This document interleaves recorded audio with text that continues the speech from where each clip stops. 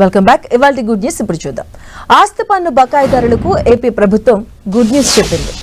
పేరుకుపోయిన ఆస్తి పన్ను బకాయిలను వసూలు చేసేందుకు ఏపీ మున్సిపల్ శాఖ కీలక నిర్ణయం తీసుకుంది.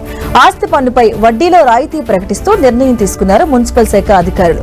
ఈ నెల 31 వరకు పెండింగ్ ఉన్న వడ్డీ బకాయిల్లో 50% రాయితీ ఇస్తూ ఉత్తర్వులు జారీ చేసింది మున్సిపల్ శాఖ. ఇక ప్రజల నుంచి వచ్చిన విజ్ఞప్తులు, పేరుకుపోయిన కోట్ల రూపాయల ఆస్తి పన్ను వసూలు కోసం రాయితీపై నిర్ణయం తీసుకుంది ప్రభుత్వం. ఇప్పటి వరకు దీర్ఘకాలికంగా పన్నులు చెల్లించకపోవడంతో, వడ్డీల భారంతో కొందరు పన్నులు చెల్లింపుకు ఆస్తి చూపకపోవడంతో అవన్నీ కొండలా పేరుకుపోయాయి. ఇక ఈ క్రమంలో 100% పన్ను వసూళ్ల లక్ష్యంగా ఆదాయ వనరుల పెంపు కోసం రాష్ట్ర ప్రభుత్వం వడ్డీపై 50% రాయితీ ఇవ్వనుంది.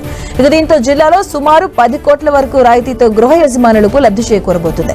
ఇప్పటికే తెలంగాణలో గ్రేటర్ హైదరాబాద్ మున్సిపల్ కార్పొరేషన్ పరిధిలోనూ ఈ తరహా స్కీమ్ తీసుకొచ్చింది ప్రభుత్వం.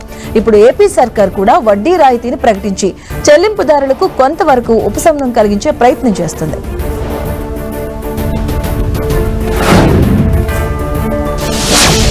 ఆంధ్రప్రదేశ్లో విద్యారంగంలో పలు విప్లవాత్మక మార్పులు తీసుకురావడానికి కూటమి ప్రభుత్వం తమ ప్రయత్నాలు కొనసాగిస్తుంది. ప్రధానంగా ఐటీ, విద్యాశాఖ బాధ్యతలు స్వీకరించిన మంత్రి నారా లోకేష్ ఈ అంశాలపై స్పెషల్ ఫోకస్ పెడుతున్నారు. విద్యారంగానికి సంబంధించి ఇప్పటికే పలు సంస్థలతో కీలక ఒప్పందాలు చేసుకోగా ఇప్పుడు ఐటీ, అడ్వాన్స్డ్ కోర్సులో స్కిల్ డెవలప్మెంట్ పై కూడా ఫోకస్ పెట్టారు. దీనికోసం సిస్కోతో ఒప్పందం కుదుర్చుకున్నారు. మంత్రి నారా లోకేష్ సమక్షంలో సిస్కో, ఏపీఎస్ఎస్డిసి మధ్య అవగాహన ఒప్పందం కుదిరింది. ఈ ఒప్పందం ద్వారా 50,000 మంది యువతకు డిజిటల్, ఐటీ నైపుణ్య అభివృద్ధిలో శిక్షణ ఇవ్వనున్నారు. ఏపీలో ఉన్నత వృత్తి విద్య అభ్యసిస్తున్న విద్యార్థుల్లో ఐటీ, అడ్వాన్స్డ్ టెక్నాలజీ నైపుణ్యాలను పెంపొందేందుకు ప్రఖ్యాత ఐటీ సంస్థ సిస్కోతో ప్రభుత్వం ఒప్పందం చేసుకున్నట్లు సోషల్ మీడియా వేదికగా వెల్లడించారు మంత్రి నారా లోకేష్.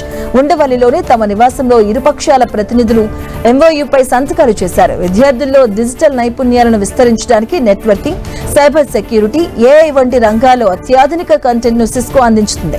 ఇక ఈ ఒప్పందం ద్వారా 50,000 మంది యువతకు డిజిటల్, ఐటీ నైపుణ్య అభివృద్ధికి సిస్కో శిక్షణ అందించనుందని తెలిపారు. ఇక నైపుణ్యం కలిగిన మానవ వనరుల కోసం పెరుగుతున్న డిమాండ్ కు అనుగుణంగా నైపుణ్యాల అంతరాన్ని తగ్గించడం, ఉపాధిని పెంపొందించడమే ఈ ఒప్పందం లక్ష్యమని మంత్రి నారా లోకేష్ చెప్పారు.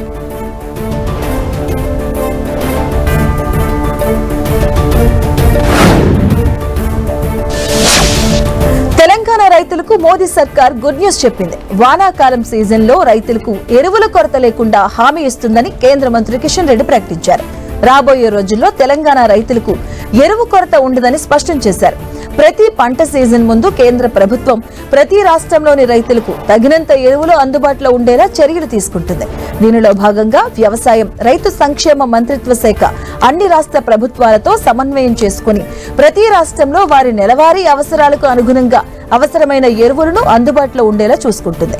రాష్ట్ర ప్రభుత్వాలు అందించిన డేటా ఆధారంగా కేంద్ర ఎరువుల శాఖ రాష్ట్రాలకు నెలవారీగా తగినంత ఎరువులు సరఫరా చేసింది. ఇక 2024-25 వానాకాలం సీజన్ కోసం అన్ని రాష్ట్రాలకు ఎరువులు సరఫరా చేసింది కేంద్రం. అలాగే వాటి అవసరాలను తీర్చడానికి వివిధ రాష్ట్రాల్లో ఇప్పటికీ నిల్వలు అందుబాటులో ఉన్నాయి.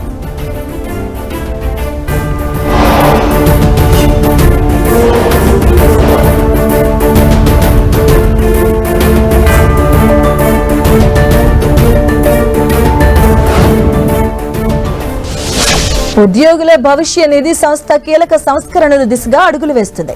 ఈపీఎఫ్ నుంచి నిధుల ఉపసంహరణకు మరింత సులభతరం చేయనుంది. ఇందులో భాగంగా త్వరలో యూపీఐ నగదు విత్డ్రా చేసుకునే సదుపాయం అందుబాటులోకి తీసుకురానుంది.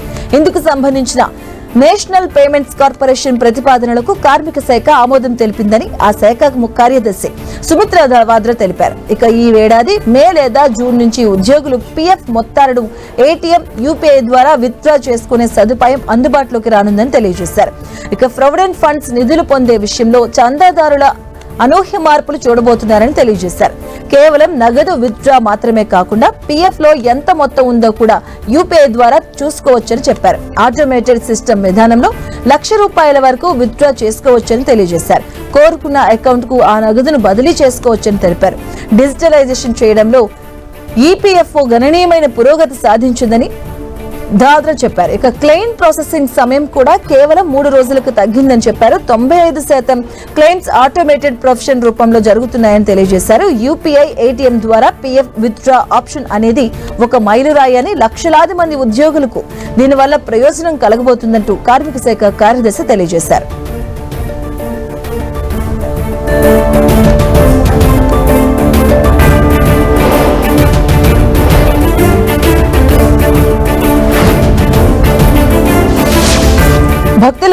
తెలంగాణ ఆర్టీసీ గుడ్ న్యూస్ చెప్పింది. శ్రీరామనవమి భద్రాచల సీతారాముల కళ్యాణ మహోత్సవానికి వెళ్ళలేకపోతున్నారా?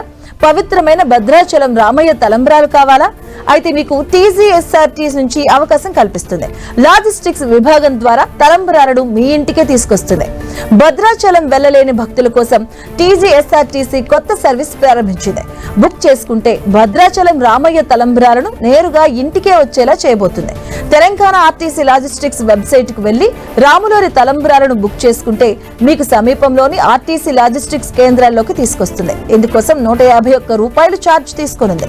ఇక ఆన్లైన్ బుకింగ్ తో పాటు కాల్ సెంటర్ నెంబర్లకు సంప్రదిస్తే సంస్థ మార్కెటింగ్ ఎగ్జిక్యూటివ్స్ భక్తుల నుంచి నేరుగా ఆర్డర్స్ స్వీకరిస్తారు. ఈ వివరాలను ఎక్స్ వేదికగా ఆర్టీసీ ఎండీ సజ్జనార్ ప్రకటించారు.